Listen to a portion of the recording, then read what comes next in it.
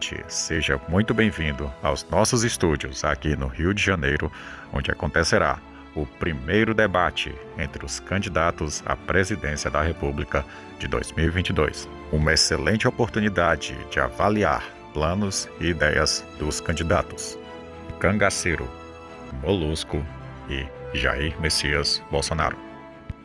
Antes de iniciarmos, eu quero deixar claro aos candidatos que neste debate o regulamento permitirá apenas perguntas e réplicas.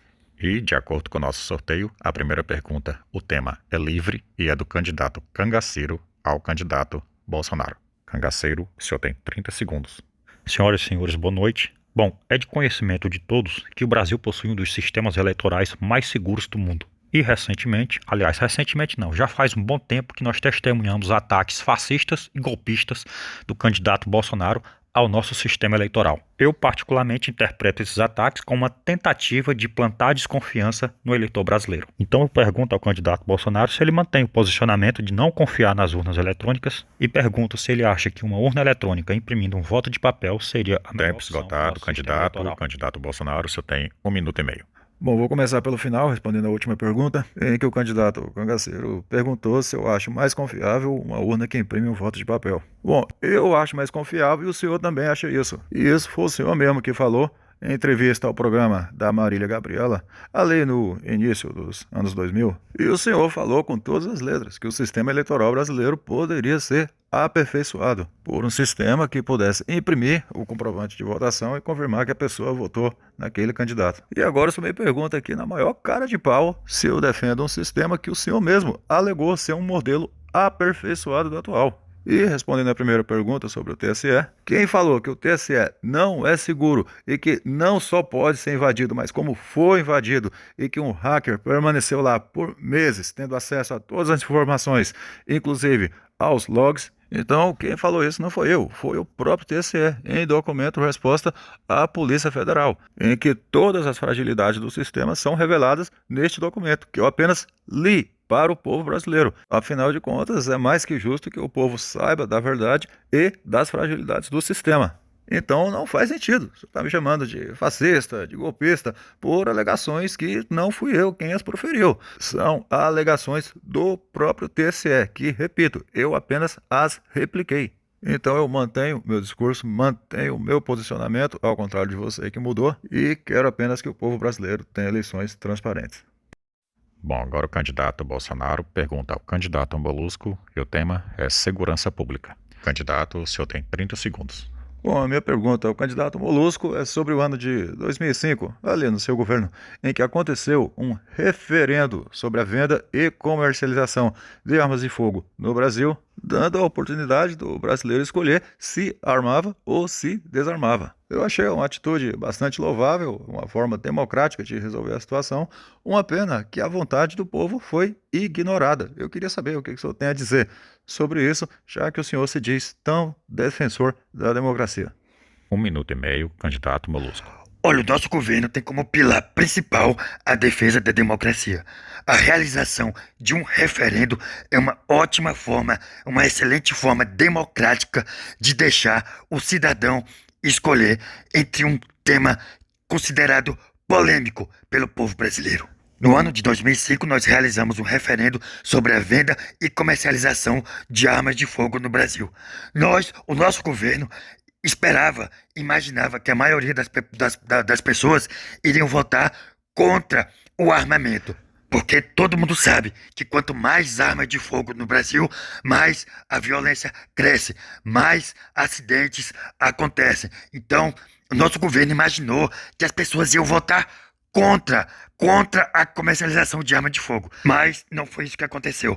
O resultado foi o contrário, não foi o que o nosso governo esperava. Então, eu tenho uma filosofia que eu acredito que as pessoas, em muitos casos, não sabem o que é melhor para si mesmo. O povo não sabe o que é melhor para eles. É um momento em que o Estado tem que intervir, o Estado tem que dizer o que é melhor para o cidadão. Mesmo diante da realização de um referendo, o povo escolhendo uma coisa, o povo não sabe o que é melhor. O povo não sabe que com mais armas vai acontecer mais morte. Então, foi correta a atitude do Estado de intervir na escolha do cidadão brasileiro. Bom, nós estamos chegando ao fim da primeira rodada. Se você está gostando desse vídeo, não esqueça do like, compartilha e se quiser apoiar o canal com qualquer valor, o link do Pix está logo aqui embaixo. Bom, e agora nós vamos para a segunda rodada de tema livre e o candidato também tem liberdade para escolher para qual candidato vai fazer a pergunta. Começando pelo candidato Molusco. Eu queria que o candidato Bolsonaro falasse sobre as políticas adotadas durante a pandemia no tocante à economia. Se ele acertou, se ele errou, porque a gente vê o preço das coisas, está tudo caro. O diesel está caro, as pessoas estão reclamando do preço das coisas. Não é à toa que o Jair Bolsonaro figura em segundo lugar em todas as pesquisas de opinião pública. Então me parece que Bolsonaro não cumpre aquilo que fala, não faz aquilo que prega. Queria que o Bolsonaro falasse um pouco sobre isso. Candidato Bolsonaro, o senhor tem 1 minuto e meio. Bom, nós temos aqui um candidato que prega por desarmamento, mas anda com seguranças fortemente armados de carabinas e fuzis, como circulou uma foto dos seus seguranças aí dias atrás. Bom, e contra a outra questão de como o Brasil enfrentou a pandemia, eu acredito que eu seja suspeito para falar, então eu acho que o FMI pode falar melhor do que eu. Nós temos dados do FMI que diz que Brasil e México são os países que melhor saíram do pós-pandemia. Então não se pode falar que as coisas estão caras no Brasil sem antes comparar com os demais países. Vamos comparar aqui com a Argentina. A Argentina tem 1 litro de óleo que custa mais de 1.000 pesos. Nem a maior cédula da Argentina não consegue comprar 1 litro de óleo.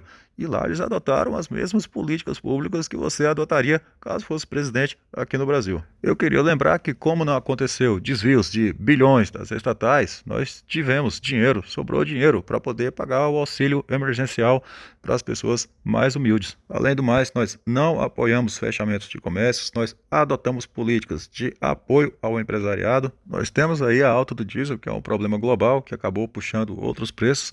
Lembrando que o Brasil não é autossuficiente em combustíveis, justamente porque você doou as nossas refinarias para países aí que compartilham a sua mesma ala ideológica. Então, candidato, é muito mau caratismo você vir falar de combustível caro. Uma boa maneira de resolver o problema seria você falar para sua quadrilha devolver os bilhões que roubaram da Petrobras. Candidato Bolsonaro, sua vez de perguntar. A minha pergunta vai para o candidato Molusco. E ninguém vai perguntar nada para mim, não? Candidato, por favor, respeite as regras do debate. Não, porque faz hora que eles estão só perguntando aí um pro outro. Candidato, as perguntas são definidas por sorteio. Bolsonaro, por favor, 30 segundos. Bom, minha pergunta ao candidato Molusco é: por que, candidato, que você acha que as pessoas devem acreditar num cara que está saindo agora da cadeia, que tem 32 condenações, 60 delações, mais de 80 milhões de propinas, que possui diversas acusações, entre elas lavagem de dinheiro, corrupção passiva, falsidade ideológica, ocultação de patrimônio, enfim, um bandido de primeira linha? Por que as pessoas deveriam acreditar e colocar um bandido para dirigir o país? 1 minuto e meio, candidato Molusco. As acusações é tudo mentira. O sítio não é meu. O triplex do Guarujá também não é meu. Armaram pra cima de mim. Eu não fiz nada. Eu sou a alma mais honesta que tem nesse país. Se pegar e juntar vocês tudinho aqui, somar a honestidade de vocês, não dá a minha honestidade. Não chega nem aos pés. Eu sou mais honesto que vocês tudinho junto. Eu sou honesto. Vocês têm que acreditar em mim. Se tem uma coisa que eu sou, rapaz, é honesto. Eu sou. E não adianta ficar olhando pra mim que eu não tenho medo de cara feia, não. E é isso que eu tinha pra responder. Candidato, o senhor ainda tem 50 segundos. Não, mas o que eu tinha pra dizer era isso. Eu sou honesto e acabou. Pode zerar o tempo aí. Não preciso desse tempo aí, não. Bom, candidato Bolsonaro faz mais uma pergunta e, como você acabou de perguntar para o candidato Molusco, obrigatoriamente a pergunta agora tem que ser para o candidato Cangaceiro. Bom, eu queria perguntar para o candidato Cangaceiro, considerando que o senhor já foi prefeito de Fortaleza e também já teve um mandato como governador do Ceará, e considerando que o seu irmão teve 2 mandatos como governador do Ceará e que ele compartilha das mesmas ideias que você, E nós temos aí Fortaleza como a segunda cidade mais perigosa do Brasil e figurando entre as mais perigosas do mundo. O que o eleitor brasileiro pode esperar caso você aí venha a ser eleito presidente da República? Olha, eu não estou muito preocupado com quem foi o principal responsável por essa tragédia, até porque não pode se atribuir somente a mim pelo fato de eu ter sido governador do Ceará e prefeito da cidade de Fortaleza. É fato que da Dilma para cá o Brasil está descambando todo dia e eu tomei uma posição muito clara, embora tenha defendido o mandato dela contra o golpe. Mas, voltando à sua pergunta, repare bem, Bolsonaro, a complexidade da crise brasileira, a profundidade dela, a renitência dessa crise no tempo, não pode nos permitir que o debate seja esse choque despolitizado, odiento, sabe, que descamba para a violência. Em episódios que estão se iniciando como um quadro muito preocupante, nós precisamos entender a causa. Isso é problema de Chico, Maria e Manel? Não. Isso é problema de falta de modelo econômico, da forma como se organiza a institucionalidade fiscal, previdenciário ou de pacto federativo, de como que se cobra imposto, de como que se distribui a renda, de juros altos, etc. Eu tenho um plano de governo, eu tenho um plano econômico de governo que eu vou tirar todos os brasileiros do SPC e também vou tirar o Brasil da 10ª economia e jogar na 3ª economia num prazo de 4 anos, atrás somente de Estados Unidos e de China. Nós precisamos entender que o Brasil possui um modelo econômico que os 5 brasileiros mais ricos concentram a renda dos 100 milhões de brasileiros mais pobres. E nós precisamos nos perguntar o que está errado. Nós precisamos retroceder na linha do tempo e ver onde foi que o brasileiro se endividou, onde que o brasileiro entrou com o nome no SPC. Então, se você está com seu nome no SPC, está me assistindo agora, você pode ficar tranquilo, pode confiar em mim, eu vou tirar o seu nome do SPC. Bom, nosso tempo estourou, a gente fica por aqui. Uma boa noite a todos e até o próximo debate.